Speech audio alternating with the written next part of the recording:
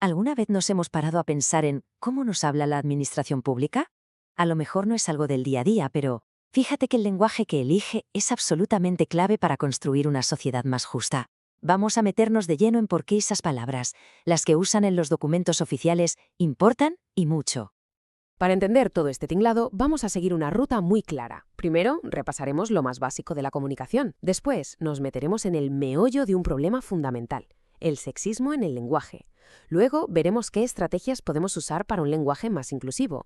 Y para terminar, cómo se aplica todo esto en los papeles oficiales. Venga, pues vamos a empezar por el principio, por los cimientos. Para poder analizar cómo se comunica a la administración, primero tenemos que entender de qué va cualquier acto de comunicación, sea cual sea. A ver, pensad en esto como si fueran los 6 ingredientes básicos de cualquier comunicación. Siempre hay alguien que emite, un emisor, alguien que recibe, un receptor, un mensaje, claro, un código que ambos entienden como el idioma, un canal por donde viaja y un contexto que lo rodea. Esta estructura vale tanto para un WhatsApp como para el Boletín Oficial del Estado.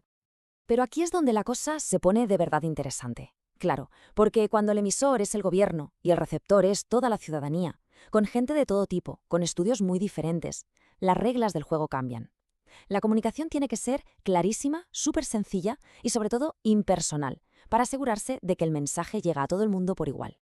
Y esto nos lleva de cabeza a un desafío muy concreto: cómo el lenguaje, a veces sin querer, puede acabar creando desigualdad. Nuestro punto de partida legal es este, y es que no hay debate. El artículo 14 de la Constitución es tajante. Igualdad por encima de todo. Y si la ley lo exige, el lenguaje, que es la herramienta principal de la ley y de la administración, tiene que reflejarlo sí o sí. Vale, para meternos en faena hay que tener claras dos palabrejas que a menudo se confunden: sexo y género. El sexo son las características biológicas, lo natural. El género, en cambio, es una construcción social y cultural. El problema del sexismo lingüístico muchas veces viene de mezclar estos dos conceptos. Y aquí está la madre del cordero de este problema, el androcentrismo. Es esa tendencia a mirar el mundo solo desde el punto de vista masculino, dando por hecho que lo masculino es lo normal, lo universal, y lo femenino es como una excepción a la regla. ¿Y esto cómo se nota en el día a día? Pues de muchas formas, desde hacer invisibles a las mujeres a usar estereotipos. Pero el ejemplo más claro, que seguro que nos suena a todos, es el de los falsos genéricos.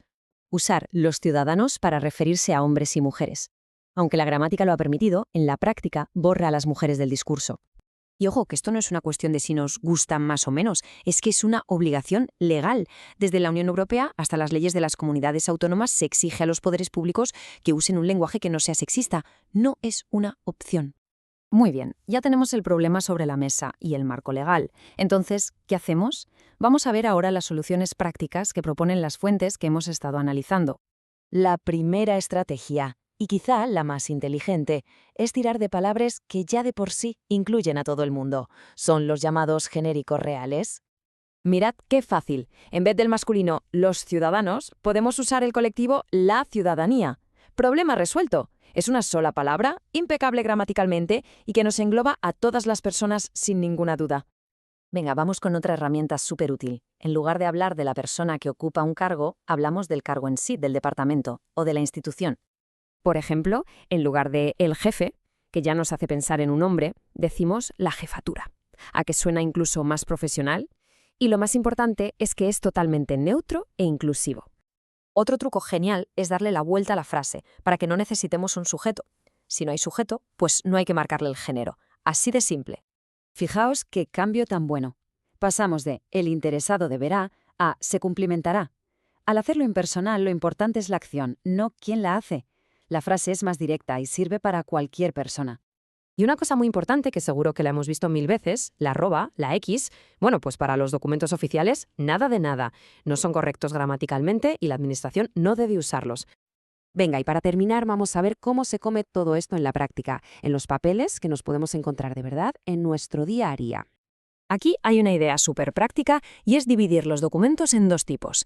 Si el papel va para una persona concreta, con nombre y apellidos, pues se usa su género, lógicamente. Pero ¿y si es un formulario para todo el mundo, un documento abierto? Ahí es donde hay que usar las fórmulas neutras. Para esos papeles abiertos, el truco está en usar palabras como solicitante, que no tiene género. O en vez de hablar de el concejal, hablar de la concejalía. O usar las fórmulas dobles como de/doña.